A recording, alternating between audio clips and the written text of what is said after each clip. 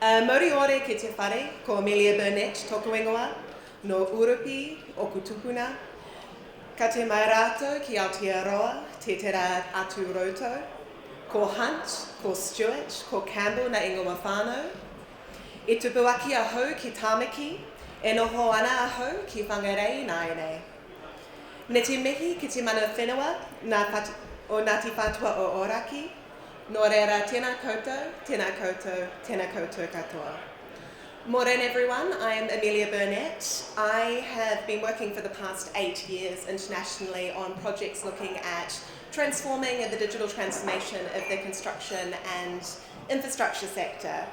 And I'm presenting today to share some of the learnings from that experience, but also from my role as the Associate Director for Infratech at the Global Infrastructure Hub. I promise I'll get to the definition of what I mean by Infratech shortly, but I'll give you a bit more context. So I describe my role in this organisation as the best job in the world for a curious person. Because it's essentially going out, being asked big questions and then getting to speak to stakeholders around the world to find out what the answers are. The Global Infrastructure Hub, or the GI Hub, is a not-for-profit organisation founded in 2014 by the G20. We have, so we're essentially an infrastructure advisory body for the G20. Our mandate is to support the G20 to advance the delivery of sustainable, resilient and inclusive infrastructure. Each year we support the rotating presidency to help shape and deliver their transformative infrastructure agenda, which means that every year we have some topics that continue on, such as looking at how do we attract more private sector investment into the infrastructure space, but then we have new topics that come up as well, which are topics that are of interest. At the moment, we're doing a lot around sustainable infrastructure, around resilience, around adaptation. And in 2020, one of the key topics that was brought forward under the Saudi Arabian presidency was the topic of infratech and exploring what the potential is for technology for infrastructure. Looking at what we do, sort of our mandate is to help people act. So the work that we produce is for policymakers, but it's also for those who are working in the infrastructure delivery space. At the heart of it is to help decision makers and practitioners to create positive impacts through infrastructure and through infrastructure investment. So we collaborate worldwide with partners including other international organisations, G20 governments, multilateral development banks, and other not-for-profits to create data and tools. So we track globally through the G20's investment data, but also we track private sector investment into infrastructure. We support reforms and promote thought leadership around it. We're doing a lot in the regulatory capital space, particularly this year, and we also look to take the high-level work that we've done for the G20 and convert that into programs that support sort of broader adoption and broader impact of that high-level policy work that we've been doing. And Infratech is one of the spaces in which we are doing work at a programmatic level around the world, and I'll cover some of that today. The key headlines to take from this presentation that I'll go through are that the G20 consider Infratech as a critical enabler for sustainable and inclusive growth. There are significant barriers still for mobilising capital into Infratech projects, especially for new technologies and especially in emerging markets. And if we're looking to grow the global Infratech ecosystem, then that's going to require collaboration at a global level, but also at a regional and a national level. And there is action that can be taken now. So, the promised definition. Infratech, at its broadest sense, is any technology applied at some point in the infrastructure life cycle in order to deliver a step change or transformative benefit. Again, that's a very broad definition, but it's sort of what this looks like is technologies that's multi-purpose and use case driven. So that could be it's normally that plays a role in an improved outcome. It could be for a customer, for example, smart meters in homes, or it could be for a project team. It's a solution that improves safety outcomes, or it might be materials innovation that is contributing towards national net zero or organisational net zero or sustainability targets. Normally, for you to get benefit out of Infratech, it needs to be integrated into the right systems. So it's not just plonk it in and it's going to deliver benefits. Normally, it's connected into some sort of dashboard or reporting mechanism where you can start to get insights. And it is also, as I mentioned, something that's going to provide a step change in innovation. It also delivers benefits, which is why this is an area of interest for the G20. So this came to be a topic for the G20 for a number of reasons. Firstly, because of the belief, but also the increasing body of evidence that shows that technologies will allow you to do more with less, and the fact that there is a need for us to do more with less, with ever decreasing budgets and an ever increasing need for infrastructure investment. So if you look at the studies that are out there in this space, there's estimates that 0.65% of GDP could be saved by minimising cost overruns from infrastructure through technology. And also there's the links around construction productivity, which are forecast to be around 15%. Innovation-focused policy and spending was also proven to be an incredible fiscal multiplier. So the University College of London have found that mission-orientated directed innovation spending can generate the largest GDP multiplier effect of around 10 times. Also, when we're looking at it, we're looking at Infotech, and so are the G20 Ministries of Finance, as being globally essential to helping to meet net zero and SDG goals. So the International Energy Agency estimates that half of the greenhouse gas reductions by 2050 will be because of technologies that are currently in development or yet to be developed. So we're only 50% of the way there for the technologies that we need to hit those 2050 targets. However, they have assessed that all of the technology we need to make significant progress towards our 2030 targets, they exist and they're in the market. So the solutions for the short term are out there, but there's still a lot that we need to do in order to develop the solutions for, there's a larger gap there around the need to both develop new solutions, but to bring them to the market. From the private sector side, there is also a significant market when you're looking at infrastructure, both in terms of the planned investment this decade, which you can see is 12.4 trillion between the G20, and the annual, which works out to about, and when we look at the investment currently in Infotech, which we predict to grow, as of today, that's looking at about 0.6% of country GDP. So looking at it both sides, from a policy perspective, there is a need to start looking at technology to meet our international goals and targets, but also from a private sector perspective, there's a huge market there where we could be developing solutions. Last year, one of the pieces of work that we did for the G20 was to look at how the G20 economies are planning to meet sustainable development goals and net zero targets by mapping infrastructure policies, plans and strategies, and mapping that against different transition pathways. So you can see there are 24 planned investment pathways as to how governments are planning to meet those SDGs. And within that, all of the governments all of the G20 have said that technology will play a critical role in meeting SDGs. Investment in either the deployment or the development of technologies is critical universally to meet those targets, which is fantastic from the people in this room who also hold that belief.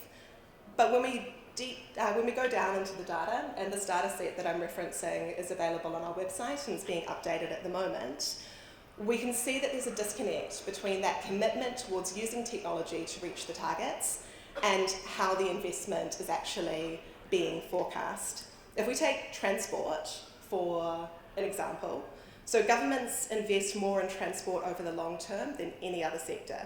Our 2020 data showed that G20 economies plan to invest an average of US 72 billion per annum on roads through to 2070.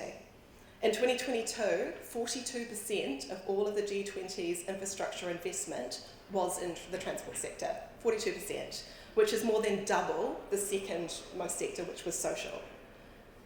When you look at the fact that we consider that there is an urgent need to look at decarbonising roads, but also there's an urgent need to continue to invest in roads, because investing in roads, especially in emerging markets, is connecting people to opportunities. So we can't just stop today, we still need to do it.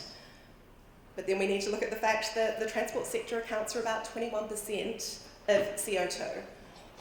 emissions, and this comes from the construction of roads and then in a lesser extent to with their operation as well. We've recently completed a global market scan of technologies for roads, specifically looking at technologies to improve safety, resilience, performance, sustainability of roads. And what we've found is that there's significant growth in the sector, and there is a wealth of solutions that are available for AI-enabled decision support tools, digital twins and platforms, materials innovation, robotics, and so on. But when we go back and we look at the data, are we seeing that there is increased adoption or commitment to look at these technologies for the operation and the construction of roads in order to support their decarbonisation? And we don't. What we see is that primarily the funding is linked to zero and low emission vehicles and their supporting infrastructure. So this underlines the importance of connecting long-term targets, such as net zero targets, with short and medium-term goals and actions and commitments for two reasons. One, so that we can see what the direction of travel is for our government and know, okay, 2050, that's where we're planning to be. What are the steps that we're taking in different sectors to get there? So that as civil servants, you can start to look at systems thinking. If the government is betting on hydrogen, what does that mean for our road infrastructure? Or what does that mean for the type of generator that I'm going to put into my factory? You can start to get a sense of the transparency there to be able to start connecting things up. It also gives greater assurance and greater transparency for private sector investment, both in terms of the development of new solutions that can meet the future needs, but also to invest inwardly in capacity building and technology so that you're ready for what the future is. There's less risk associated if you've got that long-term visibility and pipeline. And just going down a little bit level of detail, so the data set we have goes right down to what are the specific KPIs and measures that are going to be put forward and the line of policy detail, and there'll be a tool available towards the end of the year to look at and to see how governments around the G20 are approaching this. But back to the broader infotech ecosystem. So let's look at some of the barriers that are currently stopping broader adoption and could prevent that other 50% of technologies that we need from coming to market. If we look at the technology development process, the risk profile changes over the course of the process, but also depending on what sort of technology that you're looking at. So if we start by looking at how complex an infotech solution is, when we're looking in the context of technologies for infrastructure, you have your standalone technologies, which might be materials innovation, something that is not dependent on a system to operate. You can put it, there tends to be lower risk associated with that, as opposed to something that requires a highly complex implementation where you're looking at a full skills and capacity program, you're looking at a change management program to support it. That might be an ecosystem of digital twins. High technology risk. Also, the risk changes as the technology matures. Low risk technology, low standalone technology, when it's at the academic R&D stage, tends to have lower risk associated with it. As it moves through, that risk decreases. However, when we're looking at highly complex technologies and technology ecosystems, that risk does tend to stay there even as you get through to full commercial deployment at scale. What we've seen is that the sweet spot for infrastructure investment is around here. It's around high maturity, lower risk, proven value proposition. How many times have people in this room gone into a situation and said, have you thought about digital twins, and heard, well, what's the business case? Where are the case studies? Where's the data that says that that's a good thing? When you have all of the economic and technical feasibility data, it's easier to get the investment. But to get to that sweet spot, technologies have to go through the valley of death. And we have a role in helping them get through that if we're wanting to get to full commercial scale. What's stopping that? Let's have a look at how are technologies financed. Now, this is generalized, there are different use cases. But if we go across the technology life cycle, you can see that in the R&D space, it's primarily government and industry development, developing things in-house or beautiful thing is that is government research and innovation funding, which is so effective if put in a really targeted way. As you start to get to proof of concept and prototype phase, that's when you start to see angel investors coming in, that's when you start to see technologies going into incubators. When you're starting to prove that there's legs to this idea holds up, that's when venture capital starts to come in. And you can see that there tends to be a drop-off in government funding around that place. It tends to be, let's leave it to the market. Leaving it to the market, however, we've got this valley of death, which you can see with the orange dotted line around it, where the amount of investment that needs to go in order to scale a solution to commercial viability does tend to be significant. And that is a space in which we need to put support in place to address the pain points and to help to bridge that gap. And that tends to be something that we can look at when we're doing project preparation. I'll come back to that in a moment, but I'm going to start with some of the pain points. So we've been talking to stakeholders for 2 years in this space to understand what is preventing broader adoption. I promise I'm not going to run through all of this. This is quite a lot of information up here, but I'll pull out some of the key points. So there is a limited understanding of what's being invested in. There is no globally accepted definition for infrastructure. Every government has a slightly different definition for what they call infrastructure. From a global national accounts perspective, you can't compare country to country. And the same goes when we're looking at what is sustainable infrastructure, what is resilient infrastructure, what is adaptable infrastructure. The definitions change depending on where you look. And then when you get into a reporting perspective, if you're looking at it as an investor who wants to have a robust ESG profile across their portfolio, what that means changes depending on how you're reporting it. So it's hard to get that common agreement of what this is. And it's also hard for us to track where investment's happening because things are labelled in different ways. Or the benefit for the people might be the secondary outcome. The business case might be based on cost, but it's actually a solution that has really good social outcomes. But you can't track that because it wasn't categorised in that way. There's also a limited understanding, because this is still a relatively immature market, on how to get a return on investment. And there's a limited capacity to stay up to date with everything that's happening. You almost have to, we're an organisation where my full-time job is staying up to date with what's happening. And even then, there are still pockets where I go to events like this and learn about new solutions. Sometimes it's buried in academic research as well, so it's harder to find.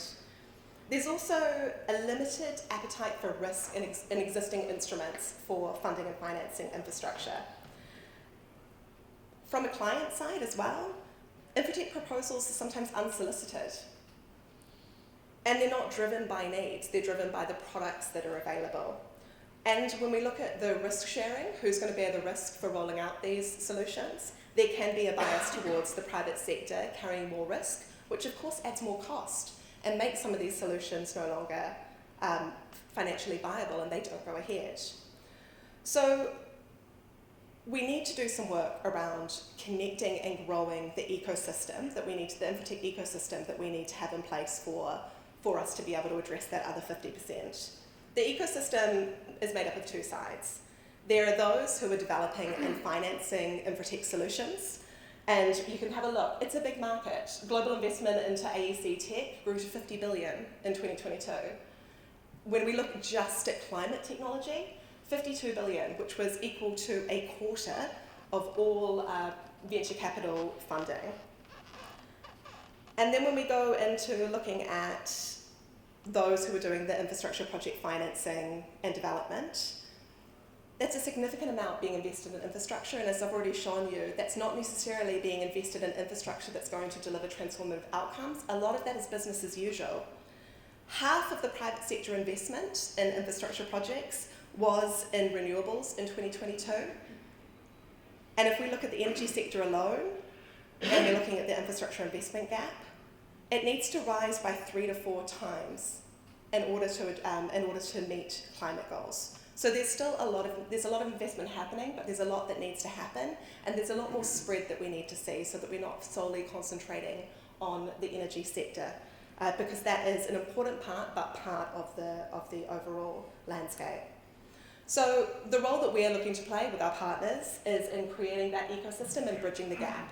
So looking at what we can do to convene the marketplace, to encourage international cooperation, and also build the skills and capabilities to address those three key gaps: the data, the knowledge, and the capacity gaps. So funneling the needs and opportunities, and also looking at how can we, through better collaboration, start to multiply infrastructure benefits and adoption across pipelines. So we have a theory of change as to how we as a sort of a global community can make this happen and the role that we can play in it. If we look at our end goal as an organisation, it's advancing inclusive, sustainable, resilient infrastructure. So the end goal in that is increasing the financing and delivery of infratech-enabled projects. To do that, we need a bankable pipeline.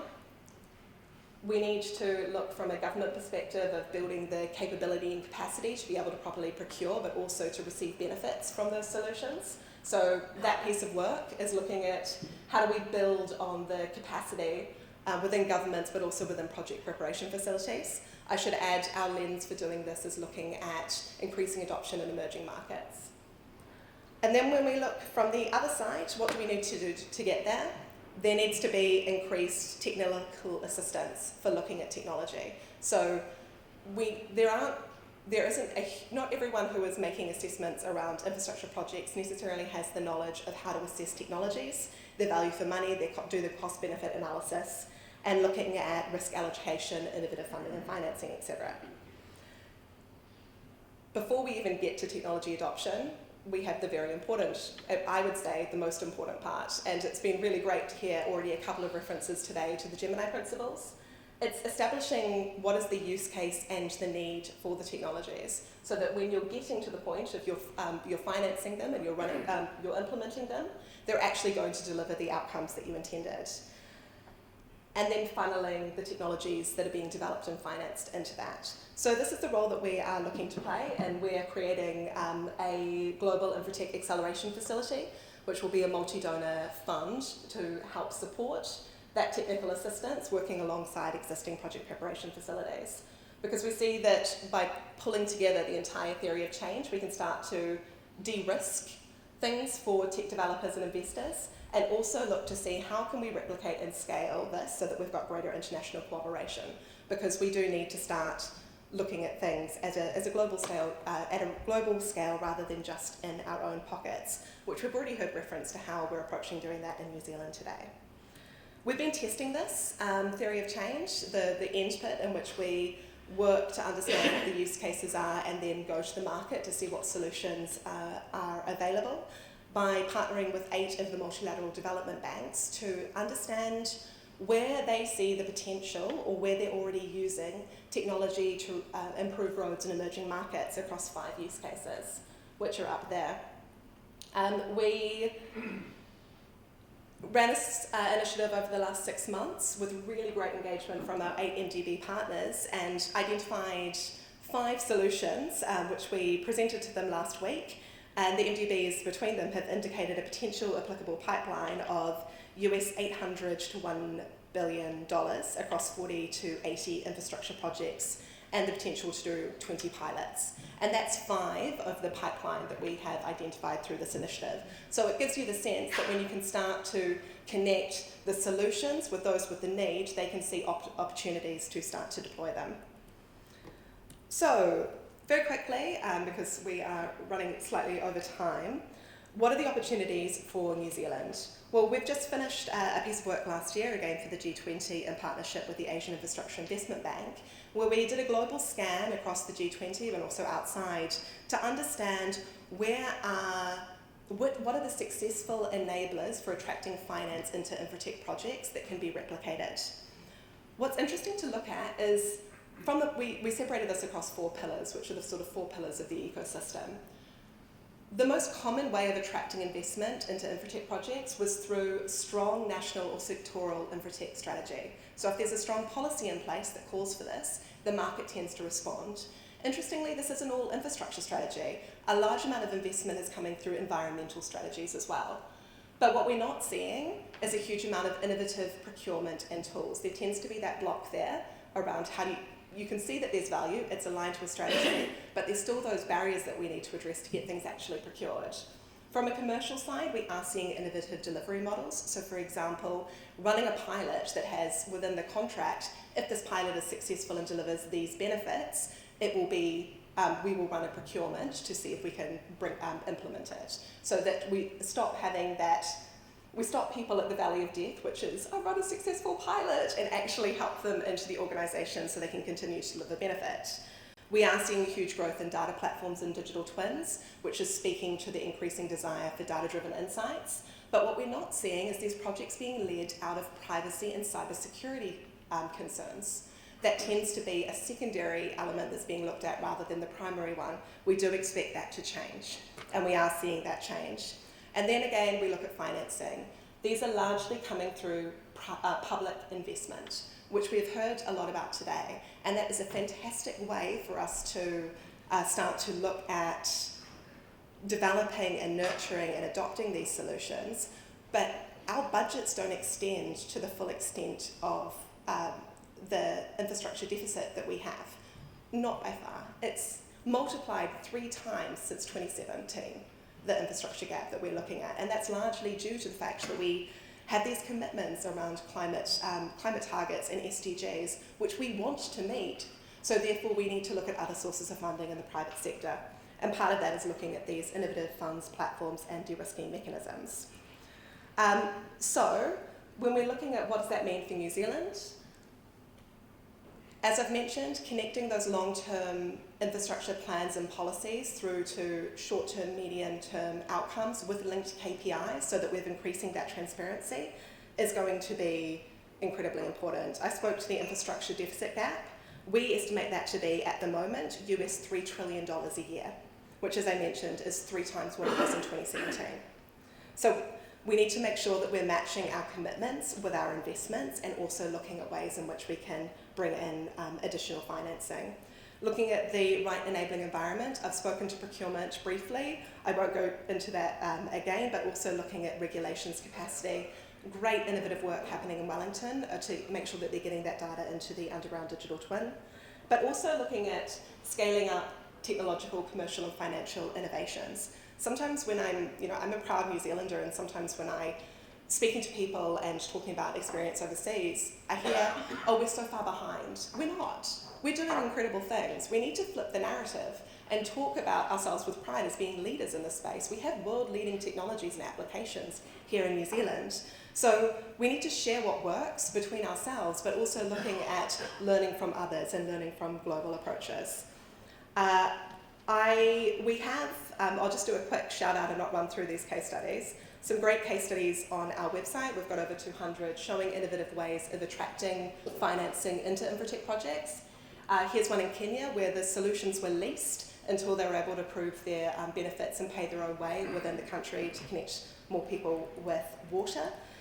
We're looking at a PPP in which there's a performance-based contract where the concessionaire is being incentivized to meet sustainability targets in order to, and if they hit them by specific milestones, they get more favorable terms. So looking at how you can use commercial agreements to incentivize the adoption of innovation. This is a case study in Brazil in which IFC had their first sustainability-linked loan in Latin America. If you hit these sustainability targets around water retention, we will drop the interest rate on the loan that you're paying. So looking at the ways in which financing can start to incentivize the adoption of these solutions. So just to close, continue to innovate, iterate. I've presented what's happening at a global stage, but always encourage people to start small and scale up, incrementally proving value along the way, and continue with the collaboration. And if you would like to learn more, we have a Global Infratech Centre of Excellence. On our website, we've got over 200 case studies covering infratech, but also innovative funding and financing, all of the data that I've mentioned, and we run a number of initiatives looking to scale this up on a global level. So thank you all very much for your time. Happy to discuss further at lunch. Thanks.